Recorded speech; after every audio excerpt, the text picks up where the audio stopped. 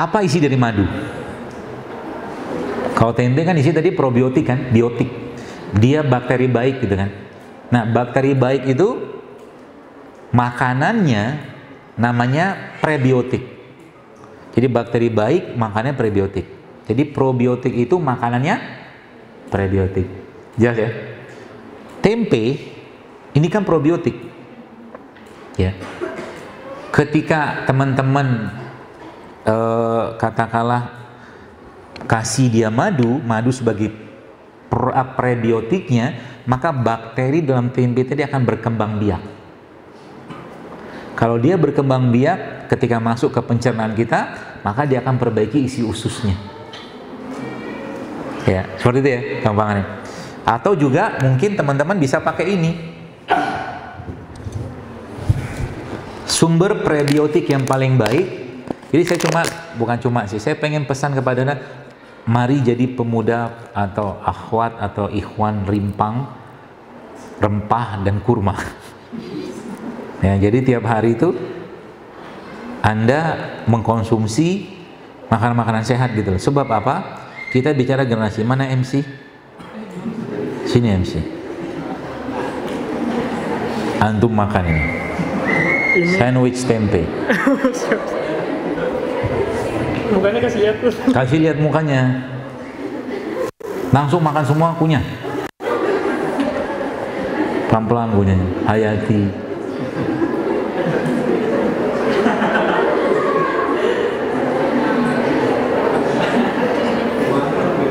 Tuh, ngangguk-ngangguk dia. Kasih testimoni dulu. Pegang Pak, pegang.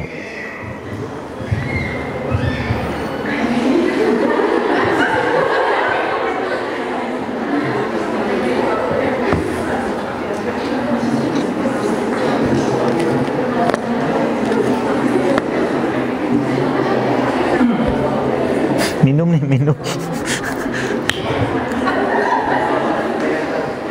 Minum.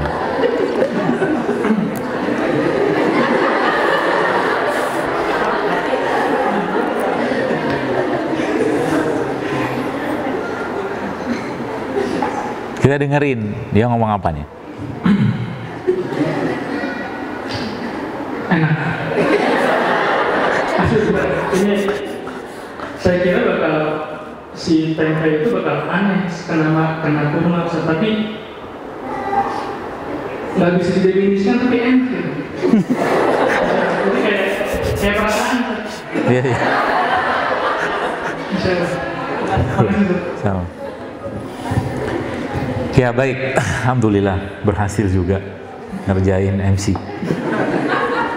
Ya sekarang jadi tempe nih setahu saya jenis bakterinya bukan bakteri yang kuat tahan panas.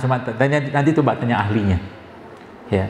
Jadi kalau kita makan tempe goreng itu sebenarnya sudah banyak yang berkurang. Mungkin feeling saya sudah habis tuh bakteri mati. Sedangkan dia kan probiotik gitu kan, bakteri kan, gitu. Jadi semakin banyak probiotiknya, semakin banyak prebiotiknya yang masuk ke badan kita, nih saya kasih solusinya aja. Akan semakin sehat banget. Itu sebabnya dalam hari-hari teman-teman sekalian, saya pesan aja 4 hal ini yang Anda coba masukin dalam list makanan. Ya. Yang pertama apa? Madu. Ya. Madu yang bagus, madu yang asli itu mana? Jawaban saya madu yang jelas sanatnya, madu yang jelas perawinya, madu yang jelas matannya. Yang belajar hadis paham. Yang nggak paham diam aja. Madu yang jelas sanatnya, ngambil dari mana? Rawinya siapa yang mengambilnya? Matannya bagaimana kandungannya itu loh. Ya. Yang pertama madu, yang kedua apa? Jangan lepas ini. Kurma. Ya, tidak hanya Ramadan, daripada Anda beli gorengan tiap hari, lebih Anda makan kurma. Jelas jauh lebih berkualitas. Ya, jadi seperti itu. Yang ketiga apa? Yang ketiga ya. Rempah. Apapun bentuknya. Ya, rempah itu contohnya apa sih?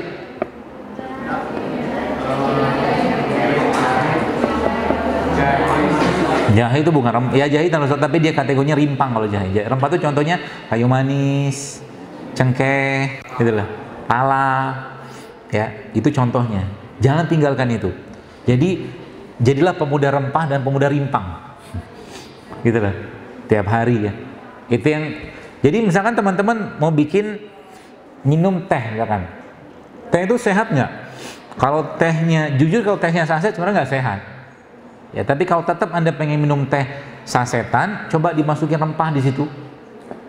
Ya, pemanisnya pakai apa? Jangan pakai gula, pakai madu. Kalau ada madu, kalau nggak sekarang banyak tuh, ada gula aren, ada gula singkong, ya, ada gula kelapa, kan banyak tuh. Dan lebih baik katakanlah nggak usah pakai gula sekalian. Tehnya tawar. Karena kan kita butuh gulanya, bukan butuh gula pasir, tapi kita butuh karbohidratnya. Seperti itu ya. Jadi contoh misalkan bikin teh nih, teh saset Anda belilah gitu kan. Nah, cemplungin ke situ misalkan nih bukan ketumbar, kapulaga misalkan. Itu efeknya ke badan akan beda sekali teman-teman sekalian. Beda nasib kalau saya. Ya. Kemudian tadi rempah ya, rempah. Contohnya tadi kan ada ketumbar, ada kayu manis, ada apa segala. Itulah bahan bakunya tubuh kita. Mineralnya itu penting sekali. Yang keempat, rimpang. Rimpang tuh contohnya apa? Tadi, rimpang itu tanaman yang batangnya ada di dalam tanah. Itu rimpang. Seperti apa contohnya? Jahe, apa lagi? Kunyit, lengkuas, nah gitulah. Ya. Temulawak, ya juga sama tuh. Seperti kurang lebih kayak begitu. Ya. Dan ada dua lagi sebenarnya. Tiga lagi maaf. Tambahannya. Yang pertama probiotik. Probiotik itu apa? Makanan fermentasi. Contohnya tempe. Nah, saya sih berharap nanti teman-teman Anda kan mahasiswa nih, masih banyak ide-ide kreatifnya. Tempe itu sebenarnya bisa dibikin bukan hanya dari kedelai aja. Dari biji rambutan juga bisa. Betul, biji rambutan tuh jangan, sebenarnya kalau mau dimakan bisa dimakan. Banyak biji-biji yang kita bisa makan, biji rambutan, kemudian biji salak sih belum tahu kalau salaknya. Kedonong juga nggak tahu. Biji rambutan, biji anggur, biji semangka, biji durian. Biji durian itu sangat tinggi asam aminonya. Jadi kalau teman-teman bikin tempe dari non kedelai itu bagus sebenarnya, banyak pilihan biji-bijiannya. Dan belum banyak yang buat. Bikin tempe ini kan gampang sebenarnya kan. Modal ragi doang.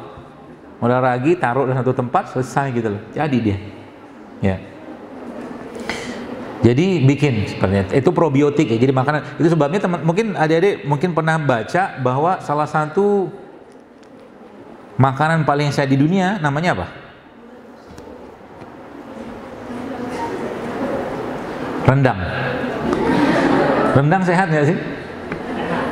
Enak iya, sehat mah tidak. Ya. Jadi kalau salah satu makanan sehat di dunia yang diakuin adalah kimchi. Ya. Kimchi itu makanan Korea itu loh. Jadi orang Korea itu makanannya apapun dia akan makan kimchi dulu.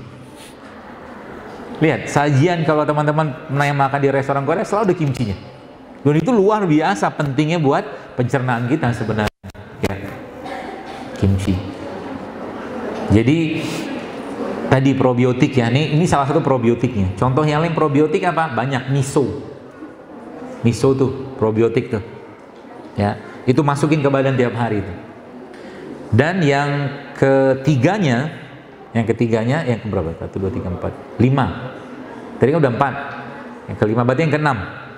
Yang keenamnya prebiotik atau juga tambahkan situ asam amino. Contoh kayak begini nih.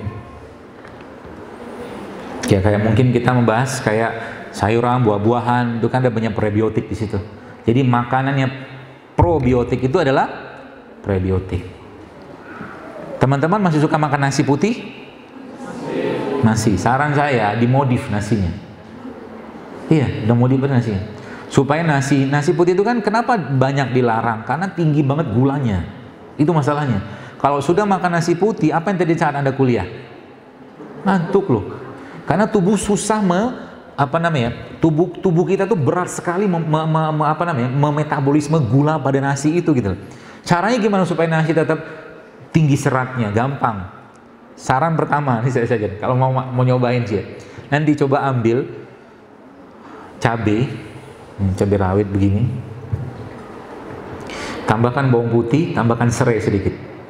Ditumis pakai minyak kelapa. Ya, tumis pakai minyak kelapa atau kalau enggak pakai minyak zaitun, tumis api kecil aja. Nanti tambahkan garam sedikit, garam bukit ya, atau garam laut, garam yang sehat lah, sama tambahkan lada hitam. Ya. Dioseng-oseng sebentar, itu nanti dimasukkan ke nasinya. Tapi ini bukan nasi goreng sih ya. Kebayang ya? Jadi bukan nasi goreng, tapi ini dalam rangka ngasih serat dan mineral penting ke nasinya tadi. Sehingga nanti nasinya tidak terlalu berat untuk dicerna badan kita. Kebayang ya? Itu yang pertama. Atau yang kedua, Anda bisa pakai pola ini. Nanti bikin sambal. Sambal apa isinya? Iya, ada cobekan tapi nggak tahu buat apa. Isi sambalnya nanti cabai rawit, kurma sama bawang putih sama garam. Jadi karena judulnya kita sudah mulai berpisah sama gula pasir, maka teman-teman bisa ganti pemanisnya pakai kurma. Gitulah. Diulek-ulek sebentar, lalu ini tempenya Anda hancur-hancurin, masukin ke nasinya, maka nasi Anda full serat, full protein, full probiotik. Kebayang ya? Kalau mau sedikit ada sensasi manis-manisnya, suwir-suwirin kurma di situ. Aneh tapi enaknya minta ampun. Saya udah pernah nyobain misalnya. Ya, seperti itu. Lalu jam 2:30 ya.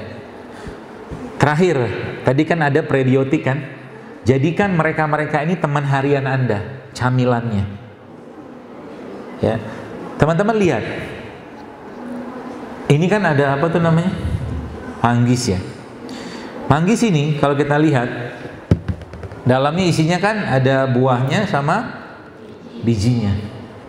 Selalu Allah begini. Rata-rata umumnya buah-buahan Allah bikin kayak begitu. Ada bijinya di situ.